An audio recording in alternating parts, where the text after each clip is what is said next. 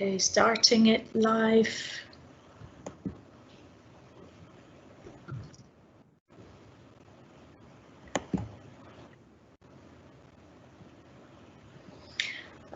Good morning, everyone. So far, we don't have anyone here.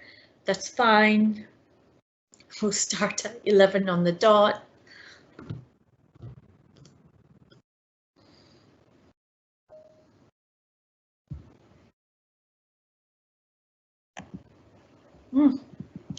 So, yeah.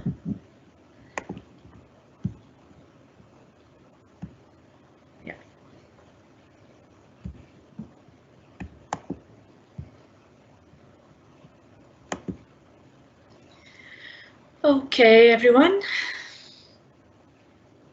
We don't have anyone yet, but at 11 o'clock, we'll just start playing the video anyway. And then I'll jump in with my introduction to Martin.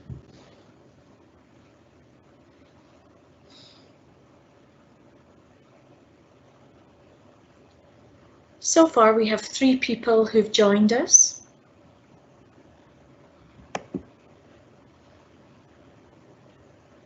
We've got Carla, we've got Stephen, and we've got Daryl, and yeah. Okay, it's now 11 o'clock, so let's start the presentation. Go ahead, Ed.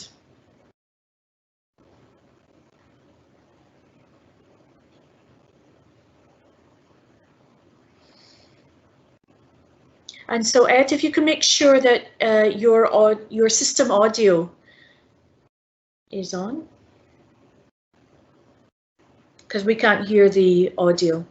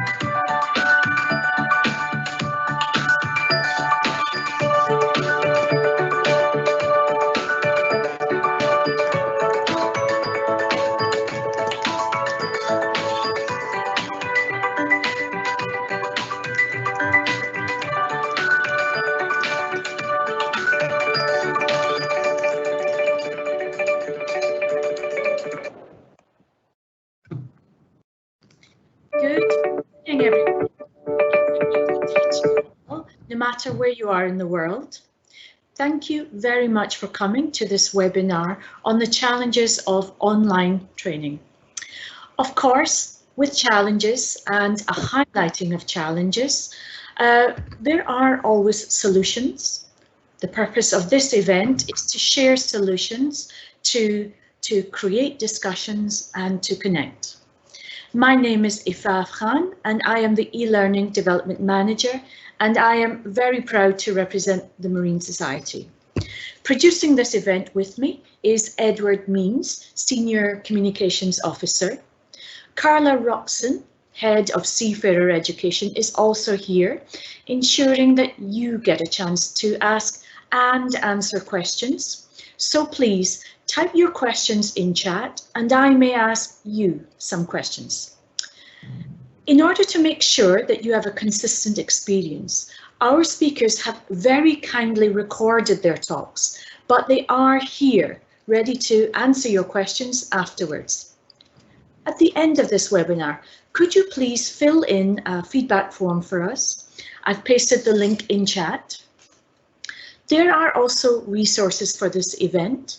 I want you to leave here today with a sense of there having been an outcome. This is why the recordings will all be on a special resources page. I will post the link to that page in chat at the end of the webinar, closer to 12 o'clock, just under 1 hour from now. Depending on your network, you might notice a short delay between speakers. This should last no more than 15 seconds. Please be patient with your internet connection. If your screen freezes, restart or simply exit and then re-enter. To open our event, we are very privileged to have a special guest. Let's hear from our CEO, Mr. Martin Coles.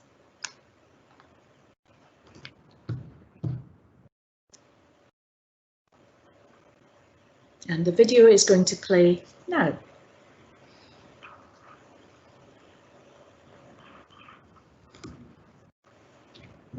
Hello and welcome from all at the Marine Society.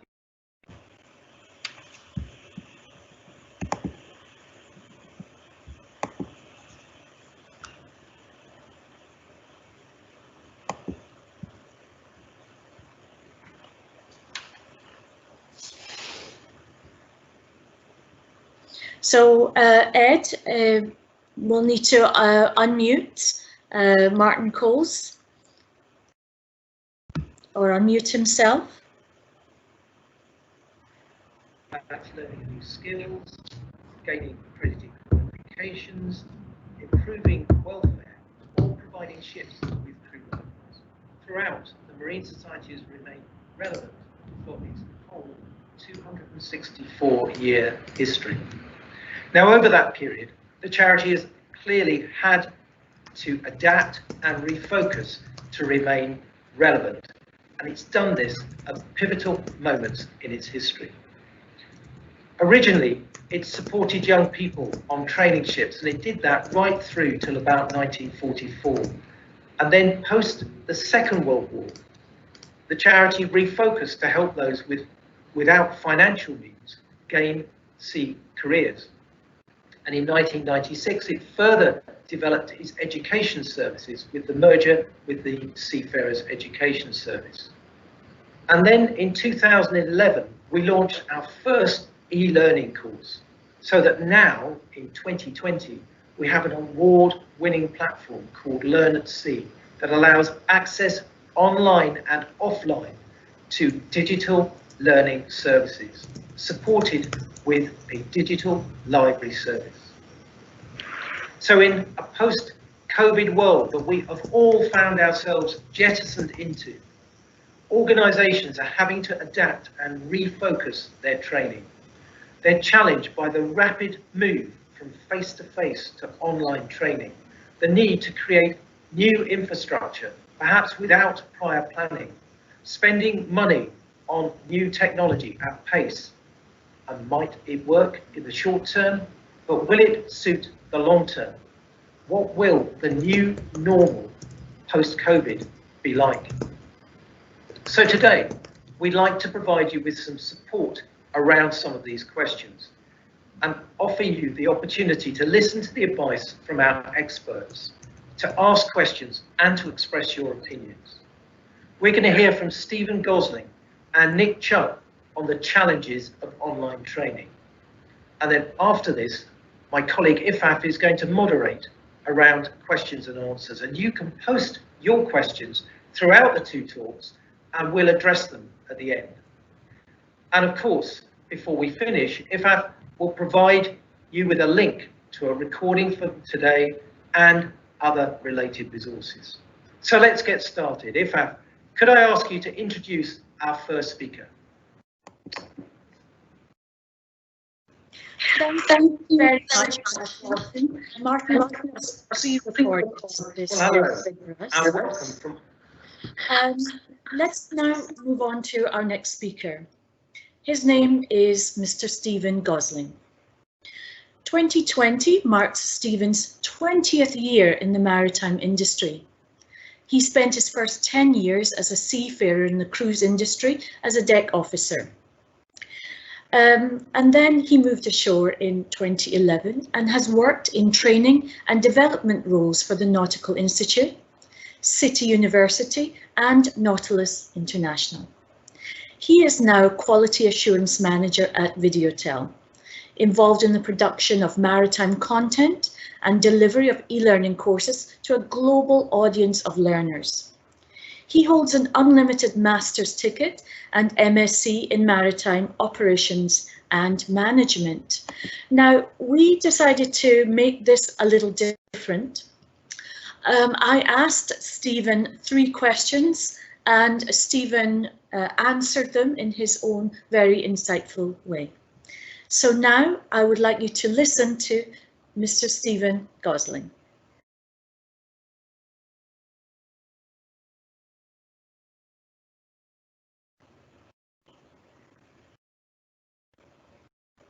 And Edward, if you can unmute yourself.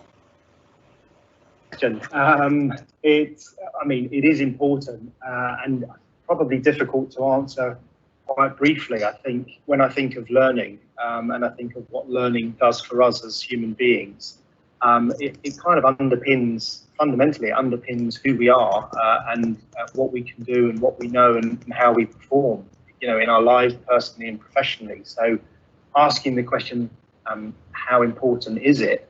I would say that learning is for the mind what exercise is for the body. And, just as food and drink nourishes the body, learning nourishes the mind. And it's not just about learning something in life or developing skills and knowledge and then having acquired that, going no further.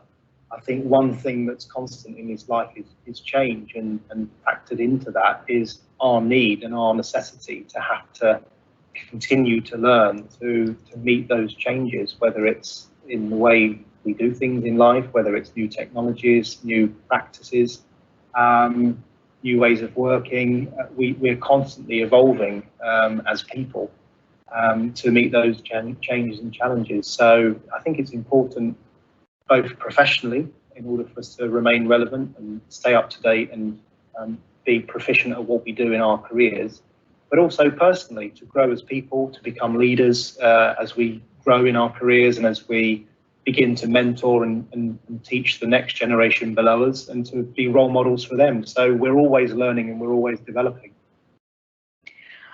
So what advice would you give to crew managers on how to encourage seafarers to keep learning during long passages at sea?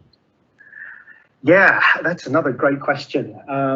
What I would say is that learning is available to everybody, and there's that old saying that every day is a learning day.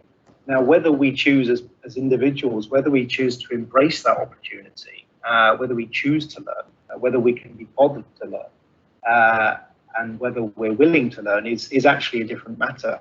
And of course there, in terms of willingness and engagement, we're going down the road of talking about our motivation, but our motivation to learn. And I think for crew managers, looking after seafarers at sea, potentially with long passages in which they can undertake some learning, I think really it's for any intervention, it's spelling out what it is seafarer needs to know or needs to be able to do to perform effectively, and also what benefit they will derive from it. It may mean that they're a safer person, safer operative on board, that they have a more efficient way of working or performing.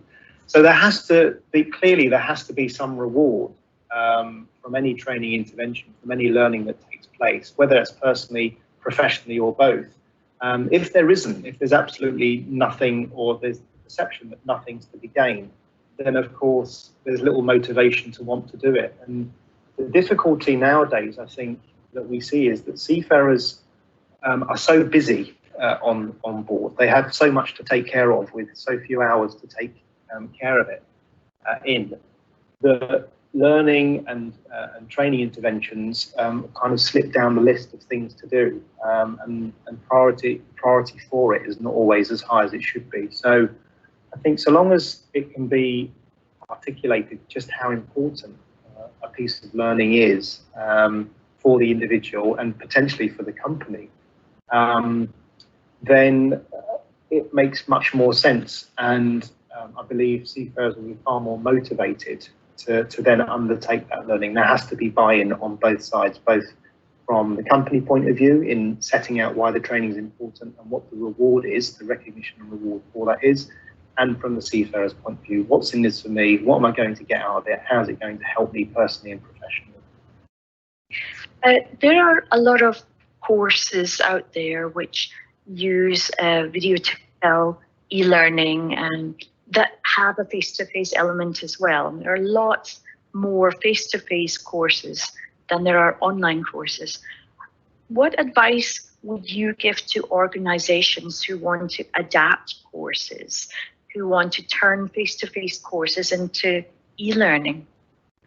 Yeah, that's a question that's quite that's been asked quite a bit in recent weeks with the current pandemic that we're going through. You know, how can we move training online? How can we learn in lockdown with so many bricks and mortar institutions forced to close their doors? It really is quite a popular question, and I would always set out by saying you have to look at what the outcomes of the learning are, and really be clear on what it is somebody needs to know or to be able to do at the end of any piece of training. And when you start boiling that down and you're looking at the learning outcomes and the learning objectives for any course, for any piece of training, you can very quickly establish what is and what isn't possible to achieve online.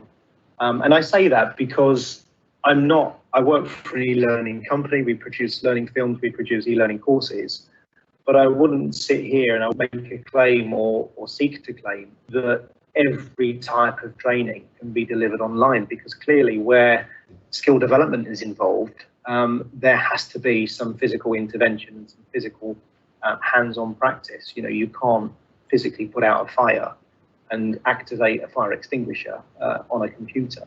You have to put that in your hands, you have to pull the pin, you have to pull the trigger. And so we have to be realistic about what is and what isn't possible. But of course, technology is where we've seen a colossal shift in the way people are learning. And particularly during this last 2 or 3 months, where we've all been forced to find other ways to learn and to achieve certification, we're seeing companies and individuals get very creative and taking their learning online, virtual classrooms, webinars, of course, online content through e-learning courses, videos, animation, simulation, and so on. So whereas face-to-face training, attending a classroom for 6, 7, 8 hours a day in front of somebody who would deliver that training and would control the learning, direct the learning. Now, of course, with e-learning, the gift of taking control of that learning is placed in the hands of the learner. You start, you stop, you move at the pace you wish to, you can replay, rewatch. You can really control all of the learning yourself. And where there is a face-to-face element that's needed, perhaps for some group work or some show and tell, we're seeing virtual classrooms and virtual breakout rooms where learners can meet those outcomes electronically. So I think we're going to be seeing more of this. I don't think the use of technology and online resources is restricted solely to the COVID pandemic. I think once these lockdowns are lifted and we start to return to normal, we're going to see far more training in the future carried out online. Thank you very much, Stephen. I'm sure there'll be a lot more questions after this, but for now, I'll say thank you very much. My pleasure. Thank you. Once again, thank you to Stephen Gosling. I'm sure you have a lot of questions for him as well. So please start to add these in the Q&A, and that gives Stephen a chance to think about them and to explore what he'd like to say. I'm sure Nick Chubb would also like to answer some of those questions too, and perhaps the other attendees could join in and express their opinion. I'd now like to introduce our second speaker, and I'm so grateful to him for taking time out of his busy schedule to do so. His name is Nick Chubb. Nick founded Thetius in 2019 to serve as a source of intelligence, analysis and research on emerging technologies within the supply chain, and help industry leaders to understand and prepare for the future. Nick started his career as a deck officer on tankers, ferries and offshore renewables before moving into maritime technology. He has since held commercial positions overseeing the launch of digital products and services in a number of organisations, including port call optimisation startup Intelligent Cargo Systems and UK seafarer education charity Marine Society. Nick is an accomplished ultra-endurance athlete, having completed a 300-mile solo trek across the Arabian Peninsula and 6 back-to-back marathons in the Sahara Desert. So quite amazing. Now, Nick is going to give you another little introduction and tell you all about what he wants to say. Please go ahead, Nick.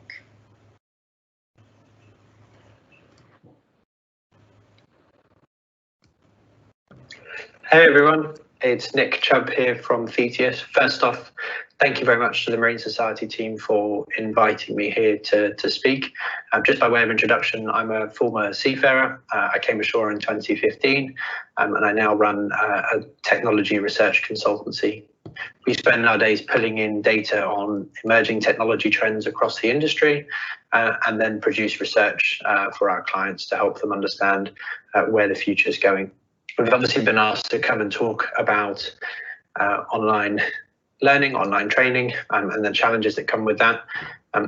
When you look at the technologies, there's everything out there at the moment, from just PDFs being sent out as training courses, right through to full simulation packages, virtual and augmented reality, full simulation suites that can be put together online.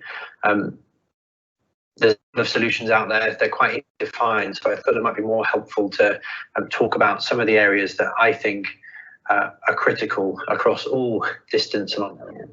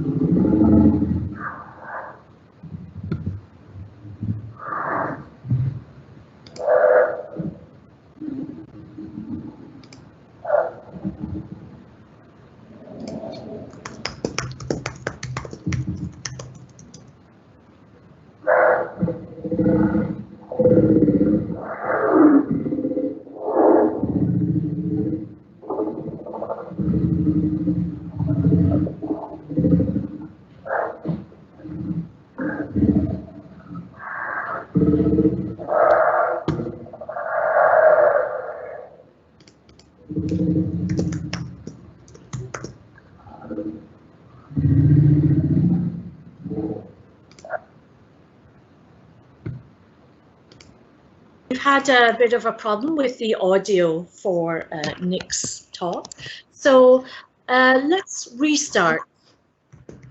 So my wonderful producer, Ed, as we know him, is going to start it again.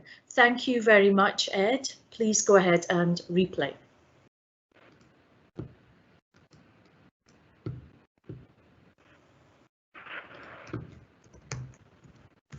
And thank you for your patience, everybody.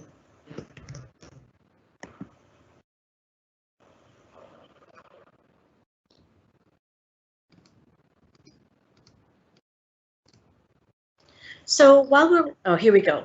Ed's so I'll go into each of those individually. So starting with environments, we all know that Team GB's track cycling team is one of the most successful in the world. We've all seen the incredible moments of the Olympics in 2012 and 2016 of the team going out there and winning nearly all the gold medals. But what a lot of people don't know is that when young cyclists join their early development program, they actually live together in a house near the training velodrome. And the whole point in this is that it creates an environment that normalizes the result of going out there and winning gold medals at the Olympics. And the same thing can apply to online and distance learning, or it's particularly important in online and distance learning. For example, if you were training for a marathon and you'd never done one before, would you think you'd be better off going it alone with your training, or joining a running club with lots of experienced marathon runners who've been there and done it? Obviously, we know the answer is that you'd be better off joining a running club.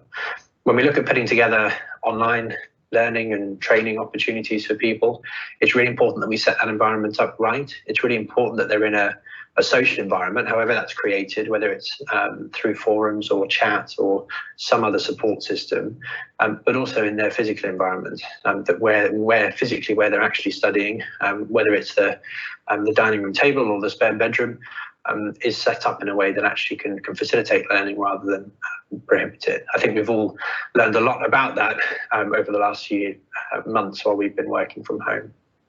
The second area is accountability.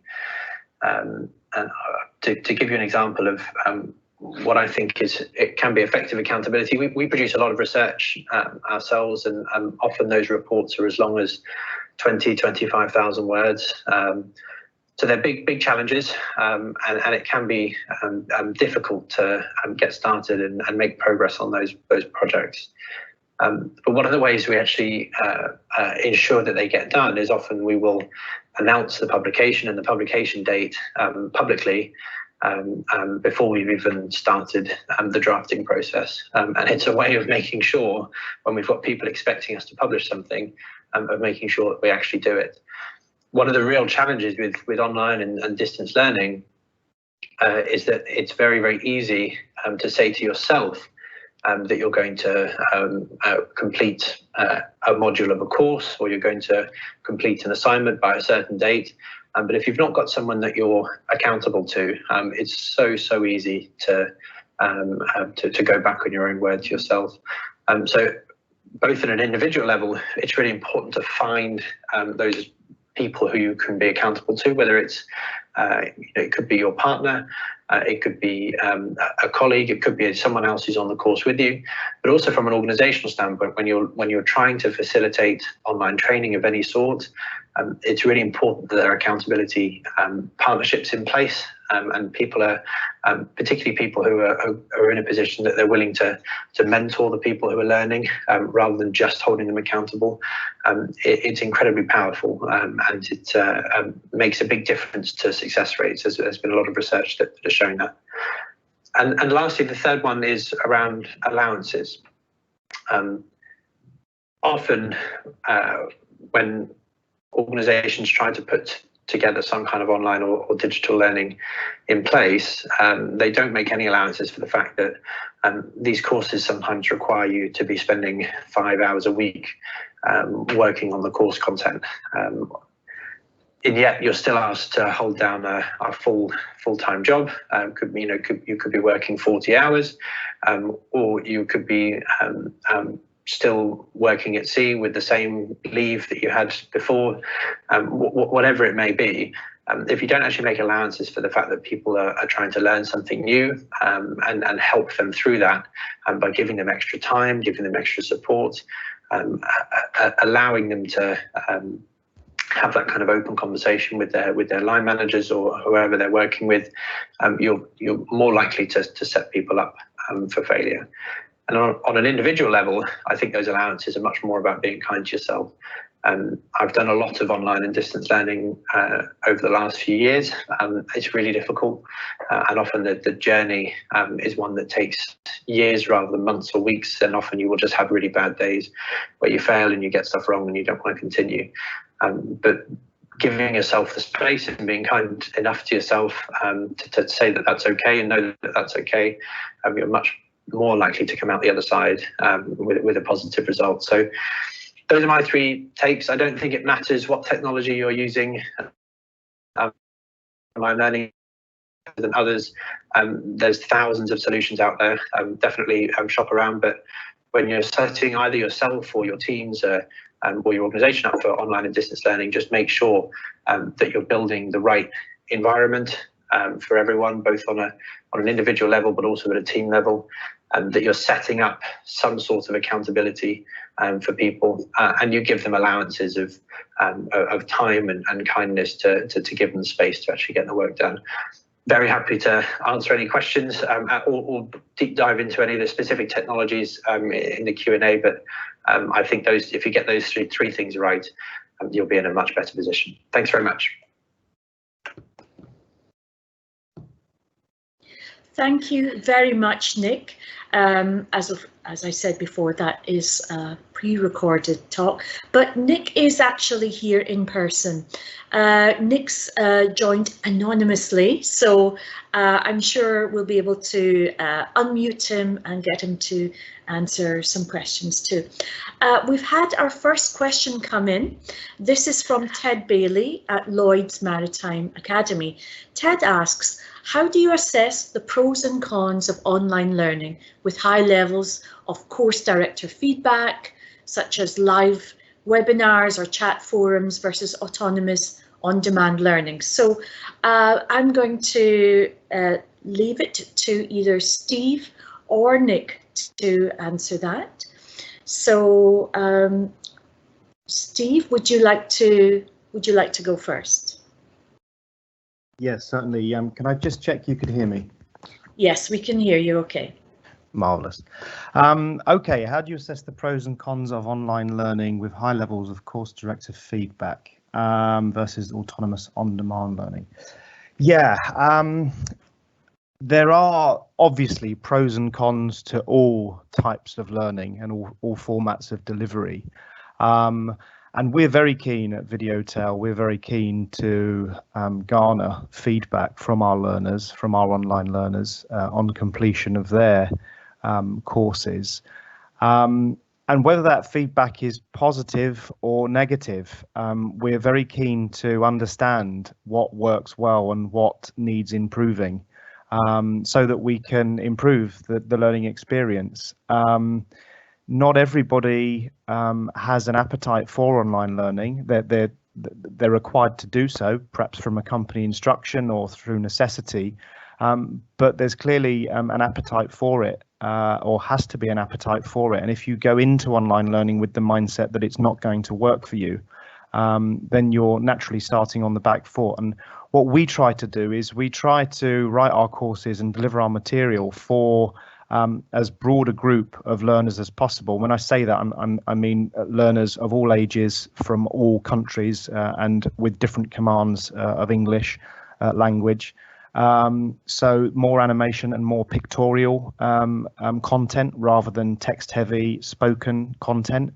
And thinking about the needs of the learner and the fact that because our learners are globally placed in different time zones, that the support we provide, principally the email support we provide, isn't instantaneous, it isn't real time. So where we can build in as much self-directed and self-help into our learning as possible, we do. So it really is about using the feedback, acting on the feedback, and then feeding that back into the course development process so that you've got really a product that is as refined and as lean as you can possibly make it. I hope that helps. Thank you very much, Stephen. Now let's see if we can get Nick to answer that question too. So Nick, as I said, had to join anonymously, so we might be able to get Nick unmuted shortly. But here's another question. We'll ask Steve to answer this question too until we can hear from Nick. So Ian McKinnon asks, when would you run a live course rather than making material available for asynchronous learning? And what are the pros and cons? So again, over to you, Stephen, if you don't mind. Yeah, that's a great question from Ian, and that's quite a popular question as well that is being asked during current times. Where do you do a live face-to-face course, perhaps over an online individually directed piece of learning?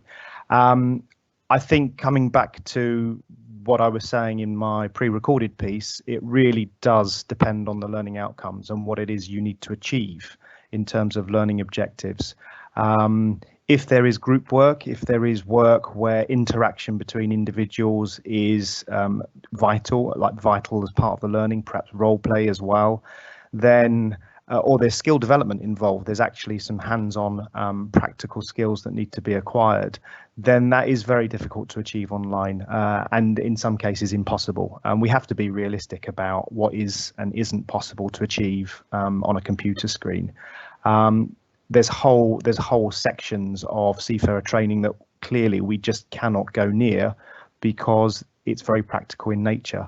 But as we're seeing, like we are today, we're all joining each other online. We can see each other and we can see each other's faces and read body language. And so, although the social cues and the sort of particular nuances of communication aren't perhaps as sharp when we communicate through video, as an alternative to running a face-to-face class where typically there's travel and accommodation expenses involved, and of course there's a limitation on the numbers, potentially limitation on the numbers, and of course it's all directed by one person and at the pace of the slowest learner. So I think e-learning as an alternative where the learning objectives and outcomes can be met, and that boils down to, you know, what it is that people need to know or to be able to do at the end of that learning. If that is possible to achieve online, I think we're proving now that that going electronic and using technology to support us, not just in learning, but in our working lives, it's going to really challenge us when lockdowns are lifted and we do return to the workplace. It's going to really challenge us to be more creative and think perhaps more electronically going forwards. Thank you very much, Stephen. Now, I might ask you, Nick, when you have a moment, to type an answer, if you can, to any one of those questions. I know it's a lot to ask, but because we've not been able to get you into the meeting, we're having problems muting you. So let me invite Carla Roxon to speak.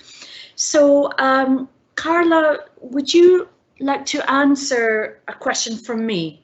So just to remind everyone, Carla Roxon is the manager of Seafarer Education, the head of Seafarer Education, I should say. Carla, would you like to tell us something about Learn at Sea? So if you go ahead and unmute yourself and tell us what you think. Hi, Faf. Can you hear me? Yes, we can all hear you. Hi, good morning, everybody. Thank you for asking the questions. So Learn at Sea is a platform that the Marine Society has developed, and it came about a good few years ago to meet the needs of seafarers and the gaps in their learning. You know, we understand that, you know, once you're at work, it's important to continue with your professional development. And we identified, when supporting seafarers to go back to college to progress to a higher level of certification from ratings to officer, there were gaps in their basic level of knowledge. So we wanted to support seafarers and you know, plug this gap by offering upskilling their basic maths and writing ability through an online hands-on platform that they could have easy access to.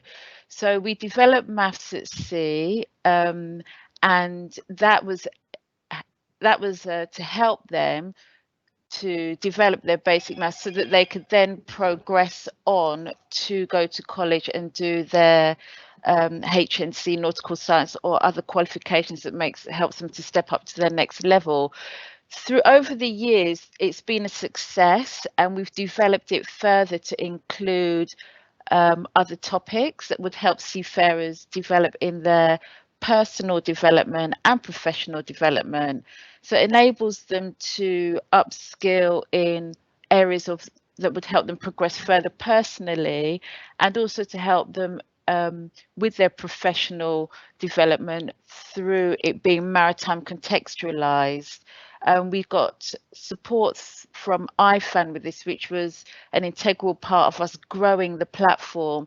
So IFAN funded us to grow further courses, and it's been a huge success. We've won industry awards with the platform. It's recognised by colleges around the world, maritime academies around the world. So we are continuing to build on that. So we're really proud of it. Thank you very much, Carla. We're still having problems unmuting Nick at the moment. So sorry, Nick has so much to say, and we do want to give him an opportunity to answer those questions. So I'm going to post another question here. I'll type it as well. And the question is, how do you make something data light? And what is the importance of being data light?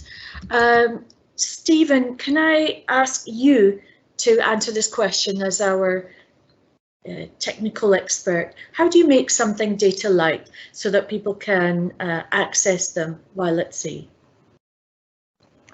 Yes, so we're very conscious in building the learning materials that we do, that of course not everybody at sea has internet connectivity, and where they do, that bandwidth is very precious.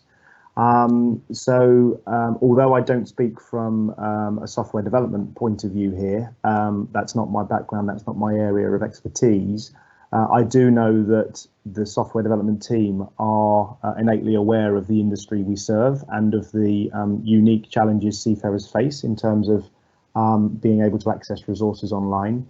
What I should say is that the vast majority of our online learning material and maritime content is delivered offline. So in other words, a piece of hardware is delivered to the ship and is installed on board and is networked up to computers on board ship, so that seafarers can learn on board independently of any internet connection. And of course we send out through USB keys and in other ways we send out updates to those ships periodically with new content and bug fixes and so on. So just in the old-fashioned way of learning with a computer at home that was independent of the internet, going back sort of 10-15 years ago, that's how some of, well, almost all of our seafarers at sea are still learning.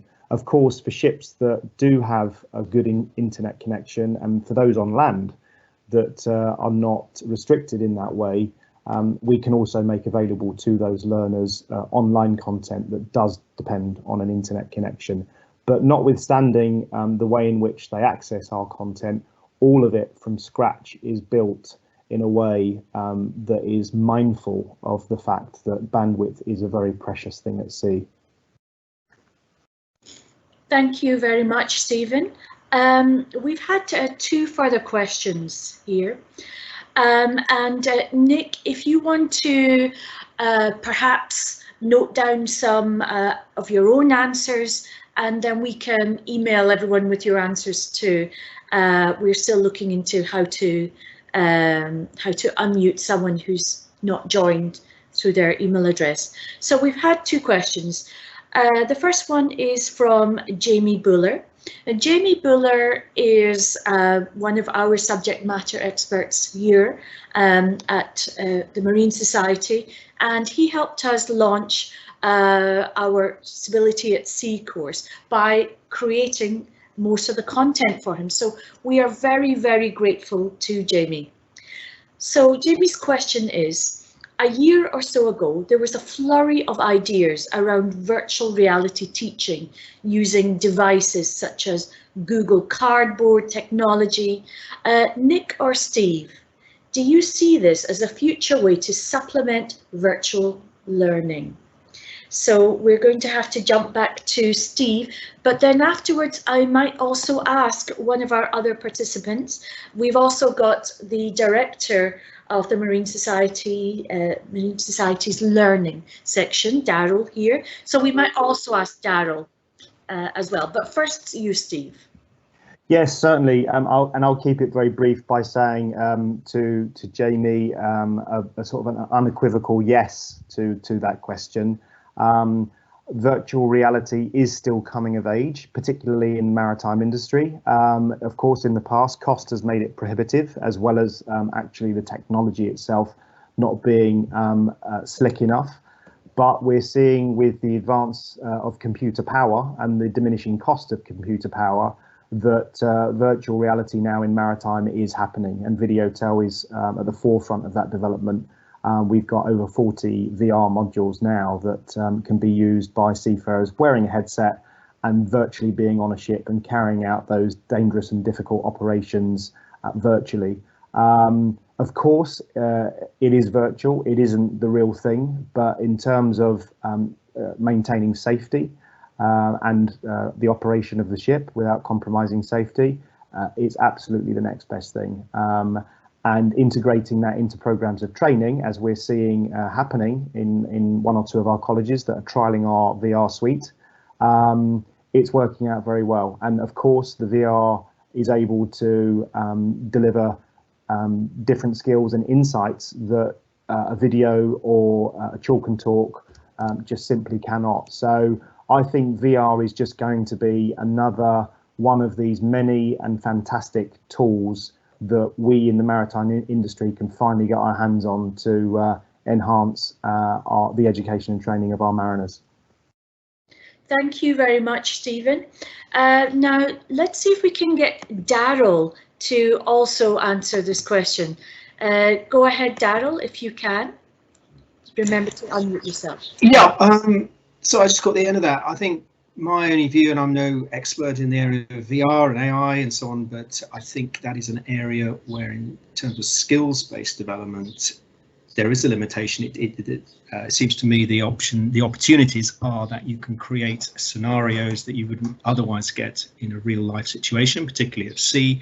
If you think about simulators and so on, you can put trainees through a whole range of scenarios that they could spend years at sea and never encounter. So there's obvious advantages there, but I think, as others have said, I do not believe it can ever fully replace the real life situation of being put in where your skills are required in the real world, as it were, and the reactions and so on may be different to an environment which is a sort of a virtual environment where you're kind of psychologically not as attuned to the realities of being in the real world, if that makes sense. A bit of a long-winded answer, but so definitely positives and opportunities with virtual reality that I understand the industry are adopting, but bear in mind the limitations of actually assessing the skills of the individuals being assessed in that. I don't know if that helps, Ifaf. Thank you. Thank you very much, Daryl. We've had a question from David Hughes. David Hughes asks, what's next for Learn at Sea? I will answer that question first, and then I'm going to ask Daryl to also follow up on that. So what's next for Learn at Sea is that we are really excited, first of all. We've got some new courses coming up, and we've just created a few new courses. Our flagship course, Stability at Sea, was launched in March. We couldn't have a public launch, of course, because of the slowdown that began just before we were all in lockdown. But we have some other new courses coming out too. We've got English Plus, that's a slightly more advanced courses for international language learners. And we have also just launched Leadership at Sea and Management at Sea. I wonder, Daryl, if you could also answer the question, what next for Learn at Sea? Oh, well, if I defer to you as our manager running the operation very effectively, and you know, it has gone from strength to strength with the new additions, as you've just mentioned, of Stability and English Plus, and hopefully Navigation at Sea coming on stream, and so on. So it is a platform that's growing, and we're building the suite, as you've said. I think an exciting development that we are about to embark on is to merge it with our digital library offer to seafarers, so bringing a sort of welfare aspect to the learning offer, and creating what we're kind of loosely calling an e-farer product to individuals and to ship and crew managers. We also want to partner more with other organisations, and I'd like to give a shout out to Ted, who I was on this call, you know, and we've done some initial work with Lloyd's Maritime, who you know, probably one of the leading distance learning providers, and looking to see how our courses can benefit their learners. And other welfare charities who've now had to move online with some of their traditional face-to-face or synchronous learning, as we've been saying. So, you know, if we can use our platform as a tool to reach more seafarers more effectively with wider products, then that is our aim. And if we can partner with others to do that better, then we do, and we will. And I think you mentioned earlier the support of funders to keep this platform at a very cost-effective, accessible price for individuals and corporations. So we hope that will last. We've had some good indications that will go forward into next year as well. But yeah, it is an exciting time to be part of this. So back to you, Ifaf. Thank you very much, Daryl. Now, I have a question that I want to pose to Steve and Nick. And Nick, what we're going to do is, because we're having problems accessing the controls for you, so we're not able to unmute you. However, if you'd like to type in the odd comment in chat, just to say, Nick, we'll publish some of your answers and put them on our special resources page, because I feel, you know, Nick has so much to say, and it's a shame that we can't hear him. So Edward Means has created an amazing resources page for us, and I put that link in chat. So we'll see if we can get some of Nick's comments up there. But my question for both Steve and Nick is, do you think that we're going to go back to the way training was once we're out of lockdown? I'll start with this, if I may. It's Stephen here. I think we will slowly see a return to what we were once familiar with, and by that I mean the reopening of our maritime schools and academies, the restarting of our maritime programs as we know them. I think that's inevitable. Those places won't simply stay shut. But what I think lockdown and COVID-19 has done is it's shown to all of us just how powerful technology can be to help us stay in touch with each other, both for personal and professional purposes. And actually, although many of us had some anxieties around video conferencing and use of technology for our personal and professional lives, we've actually shown each other and organisations with whom we work just how effective it can be. And certainly from my own perspective, VideoTel, it has, working from home or working remotely from the office and running meetings such as this and working with the teams that I do, although we're all based in our own homes, business does go on, life does continue, and you do find another way. I think seafarers are particularly good at adapting and overcoming. I think the maritime industry as well. And so I can very well see education and training providers going forwards. I can very well see them not going back to their face-to-face delivery in their face-to-face classes only, but perhaps providing an integrated, a blended approach, because although we've been forced to look at other ways of delivering learning online during COVID, we have to remember that for a great many people out there, learning online is actually a preference. It's not an alternative to face-to-face training when face-to-face training isn't available. And so why should we restrict the delivery, the type of learning to one particular demographic, i.e. those that only like to learn face-to-face? So let's give people the choice after COVID. Let's allow them to learn online if they want to learn online. And hey, let's blend things together. Let's perhaps get creative, get innovative, and trial out virtual classrooms with some online learning and perhaps some show and tell or a reduced physical requirement to attend training. You know, there's all sorts of, as we've heard through today's webinar, there's all sorts of pros and cons associated with each option, but no one option is a silver bullet. And I think perhaps what COVID has done for us is it's just shown us the alternatives and how powerful and what great potential those alternatives have, but not forgetting that it isn't a silver bullet either. We still need that face-to-face element. Thank you very much, Stephen. And I think you summarise it perfectly when you said that there is no one option which is a silver bullet. I'd like to close this webinar by looking at some of the things that we've discussed. And Nick, I'm sure, has so much to say, and he's not been able to express himself, but I'm sure Nick would agree with Stephen, who said that there are advantages and disadvantages to different solutions, different types of software.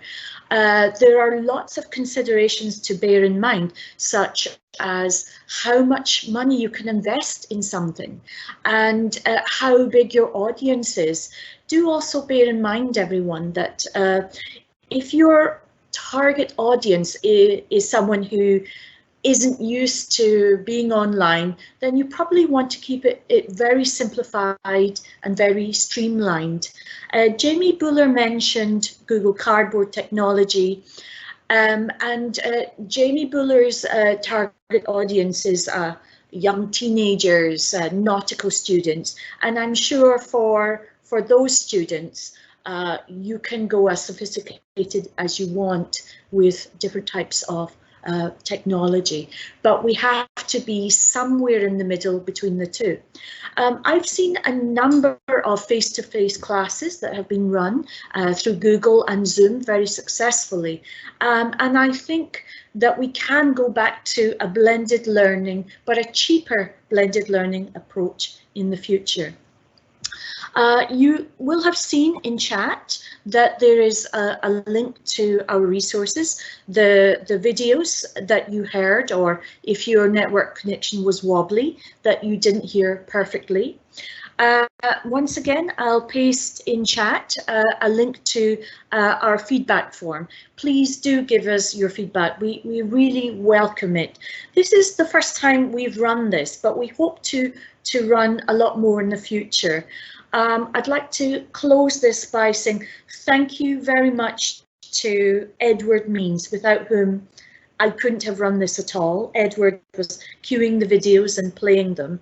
And to Carla Roxon, who looked after the Q&A and our notes and made sure that everyone got a question published. I will say good evening, good afternoon, or good night to you.